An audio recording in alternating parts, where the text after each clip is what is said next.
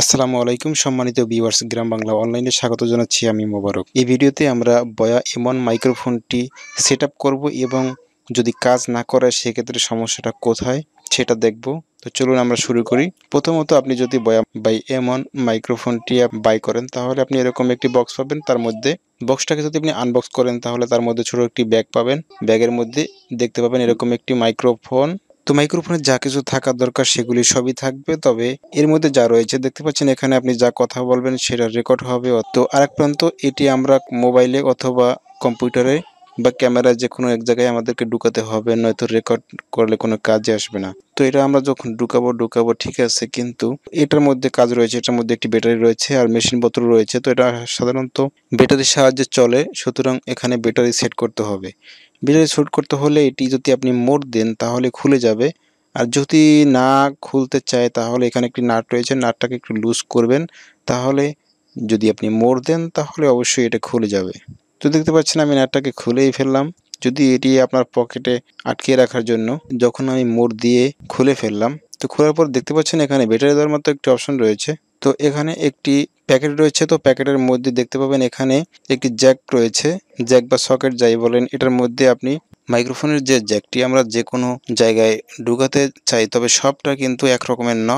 সেক্ষেত্রে ক্যামেরাটা আলাদা হতে পারে, কম্পিউটার আলাদা হতে পারে, মোবাইল আলাদা হতে পারে, অথবা আমরা যে মাইক ইউজ করি সে মাইকের যে সেটটি রয়েছে তার মধ্যে ঢুকাতে গেলে বড় কেবল, বড় জ্যাক বা পোর্ট দরকার হয়। সেক্ষেত্রে এই বড় পোর্টটি ইউজ করার জন্য তো আমরা এখন যেটা করব, ব্যাটারিটা সেট করব। ব্যাটারি সেট করতে হলে দেখতে পাচ্ছেন ব্যাটারির যে পাশটি একদম প্লেন সমান কিছু লেখা রয়েছে, আর একটা পাশে খাপ রয়েছে। তো খাপ যেটি সেটি হচ্ছে নেগেটিভ, আর যেটি একদম প্লেন সাইড সেটি হচ্ছে পজিটিভ। এখানে লেখা রয়েছে, প্লাস চিহ্ন দেওয়া থাকবে।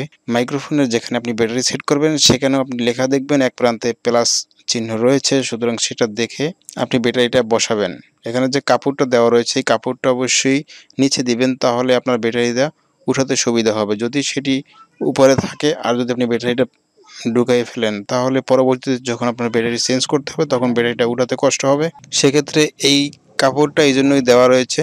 তার কারণ হচ্ছে আপনি যখন ব্যাটারিটা এখানে সেট করবেন, সেট করার পরে যখন আপনি ব্যাটারি খুলতে চাবেন তখন আপনি এই কাপড়টি ধরে টান দিলেই ব্যাটারিটা খুলে যাবে। তো ব্যাটারিটা সেট করার পরে আগের মতো যেরকম আপনি খুলছিলেন ঠিক সেভাবেই আপনি মুড়িয়ে লক করে দিবেন। ওকে, এবার আমরা পিনটা সেট করে দিলাম। তো যখন আপনি ক্যামেরা ইউজ করবেন বা যেখানে আপনার এরকম পোর্ট পুশ করা যায়, তো সেরকম জায়গায় আপনি এটা সেট করে নিতে পারেন। সাধারণত মোবাইলে ইউজ করেন তাহলে আর কিছুই করতে হবে না, মোবাইলে যেরকম হেডফোন প্রেস করেন সেভাবে আপনি হেডফোনের মতো ঢোকালেই হবে। তো দেখতে পাচ্ছেন এখানে একটি সুইচ রয়েছে, সুইচের উপরের দিকে রয়েছে ক্যামেরা।